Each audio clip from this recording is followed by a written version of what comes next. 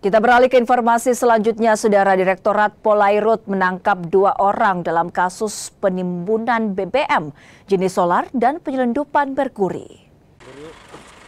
2 pelaku penimbunan BBM jenis solar dan penyelundupan merkuri ditangkap tim Direktorat Polairut Polda Maluku.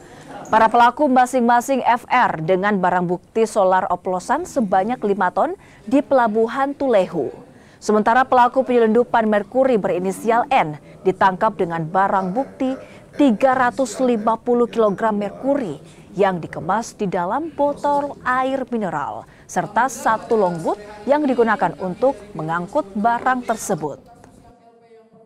Jadi pelaku ini dia terancam dengan pasal 5554 Undang-Undang Migas, ancaman hukumannya penjara paling lama 6 tahun. Ada 1 kasus illegal mining, yang mana kasus ini adalah LP limpahan dari Baharkam Polri kepada Ditpol Air Polda Maluku. Identitas pelaku atas nama N, inisialnya N, dan untuk pasal yang dilanggar adalah 161 Undang-Undang Nomor 3 Tahun 2020 tentang pertambangan dan mineral